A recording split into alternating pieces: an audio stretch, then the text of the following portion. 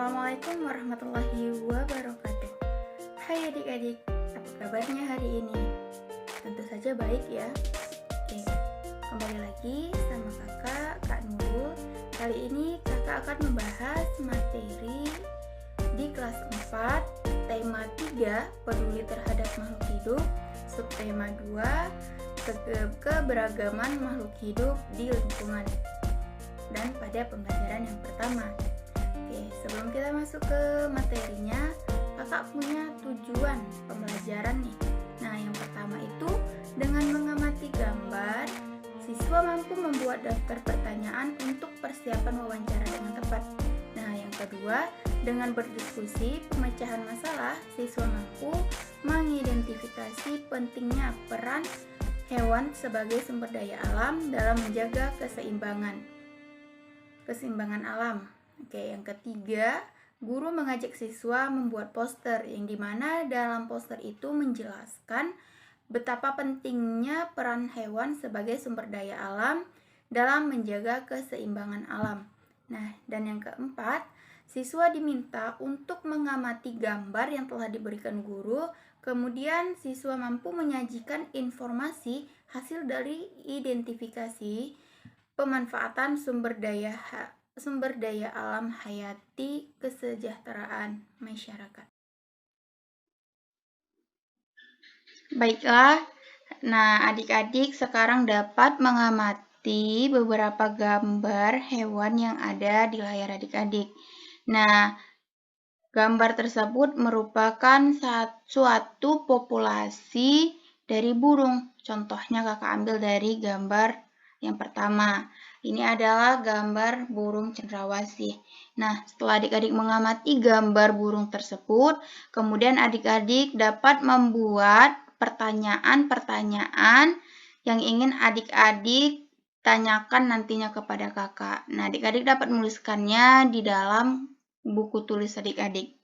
Kemudian setelah adik-adik menuliskannya, kita akan membaca teks mengenai gambar burung di atas tadi. Nah, burung cendrawasih disebut juga sebagai burung surga. Mengapa demikian? Karena burung ini menjadi maskot Papua dan memiliki warna bulu yang indah. Bahkan kabarnya karena keindahannya, burung ini jarang turun ke tanah dan lebih sering terbang dan hinggap di dahan pohon. Nah, warna bulu cendrawasih yang mencolok biasanya merupakan kombinasi beberapa warna seperti hitam, coklat, orange, kuning, putih, biru, merah, hijau, dan ungu. Burung ini semakin molek dengan keberadaan bulu yang memanjang dan unik yang tumbuh dari paruh, sayap, dan kepalanya. Warna yang bermacam-macam menjadi satu penanda untuk mengelompokkan jenis mereka. Habitat aslinya di hutan-hutan lebat yang umumnya terletak di daerah dataran rendah dan hanya dapat ditemukan di Indonesia bagian timur. Burung cendrawasih ini merupakan salah satu jenis yang menjadi identitas Provinsi Papua. Masyarakat di Papua sering menggunakan bulu cendrawasih sebagai pelengkap atau hiasan dalam pakaian adat mereka. Nah, keberadaan burung ini kian lama kian terancam karena perburuan dan penangkapan liar serta kerusakan habitat yang menjadi beberapa penyebab utamanya. Nah, bulu cendrawasih juga diperdagangkan, bahkan digunakan sebagai penghias topi wanita di Eropa. Tetapi kini burung cantik ini menjadi jenis satwa yang sudah dilindungi. Beberapa jenis cendrawasih yang masuk dalam daftar dilindungi antara lain ada cendrawasih kuning, cendrawasih botak, cendrawasih raja, cendrawasih merah, dan toa. Oke, setelah adik-adik membaca teks mengenai burung cendrawasih ini, kemudian adik-adik dapat menjawab beberapa pertanyaan yang telah dicantumkan di buku adik-adik. Nah, adik-adik dapat menjawabnya di dalam kotak yang telah disediakan. Selain burung cendrawasih, juga masih banyak hewan yang dapat kita lindungi dan kita temui di sekitar lingkungan kita. Contohnya seperti apa, Kak?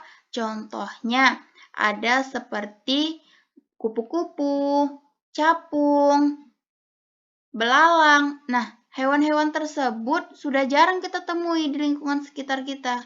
Mengapa demikian? Karena populasinya yang semakin sedikit.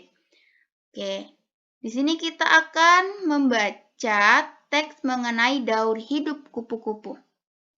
Oke, kupu-kupu adalah termasuk kelompok serangga. Ingat ya adik-adik, kupu-kupu termasuk ke dalam kelompok serangga. Kupu-kupu biasanya memiliki warna yang cemerlang dan indah. Kupu-kupu tidak berbahaya bagi manusia. Daur hidup kupu-kupu juga bermula dari telur yang melekat di daun, kemudian matang dan menetas setelah 5 sampai dengan 10 hari. Nah, setelah menetas 5 sampai dengan 10 hari, kemudian ia berubah menjadi larva atau ulat. Nah, setelah 2 minggu, larva atau ulat tersebut membentuk kepompong. Nah, kepompong dapat adik-adik jumpai di dahan-dahan ranting daun. Kemudian setelah 2 sampai dengan 3 minggu dan memerlukan beberapa waktu, kupu-kupu dewasa akan keluar dari kepompongnya, akan berubah menjadi kupu-kupu. Nah, kupu-kupu dikenal sebagai serangga penyerbuk tanaman yang membantu bunga-bunga berkembang menjadi buah dan menjadi buah bagi petani dan orang pada umumnya. Kupu-kupu ini juga sangat bermanfaat untuk membantu penyerbukan tanaman. Oke, kita sudah melihat ya sedikit teks mengenai daur hidup kupu-kupu. Nah, setelah kita pahami dan kita lihat, kemudian kakak akan mengajak adik-adik bagaimana cara membuat suatu poster yang dimana dalam isi poster tersebut mengenai hewan-hewan langka. Dan di dalam poster tersebut harus adik-adik cantumkan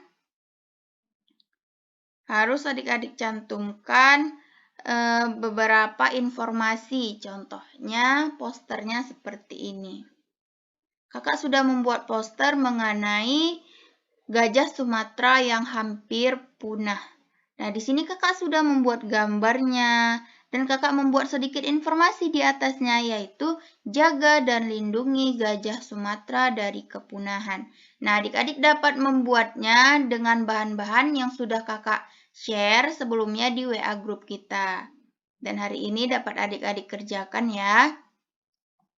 Oke, setelah adik-adik selesai nanti mengerjakannya, adik-adik dapat mengumpulkannya kembali bersama kakak.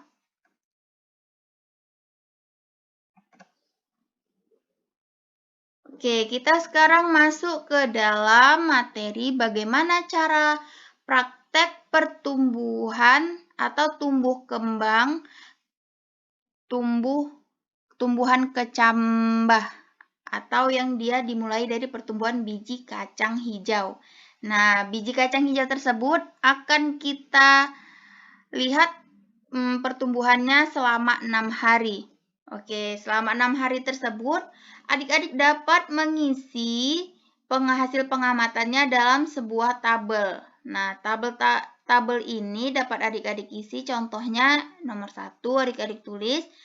Lalu adik-adik buat hari pertama, harinya apa, tanggalnya apa, dan adik-adik buat hasil pengamatannya yang adik-adik lihat dari praktek yang kita lakukan. Nah, setelah adik-adik selesai membuatnya ini, adik-adik dapat kumpulkan kembali bersama kakak dengan hasil tumbuh kembang pertumbuhan biji kacang hijau tersebut kepada kakak. Oke. Nah, pekerjaan ini akan adik-adik lakukan bersama orang tua adik-adik dengan awasan orang tua ya. Oke, di sini kakak mempunyai soal hot yang juga akan adik-adik kerjakan di rumah sebagai PR tambahan adik-adik. Nah, contoh soal hotnya yang pertama, Andi sedang membaca buku mengenai hewan burung cendrawasih. Konon katanya burung cendrawasih ini hampir punah dan jarang ditemui. Nah, hal apa yang menyebabkan hewan tersebut hampir terancam punah? Nah, dapat soal ke-10 soal tersebut dapat adik-adik jawab di dalam buku tulis adik-adik dan nantinya akan adik-adik kumpulkan kembali bersama kakak. Oke.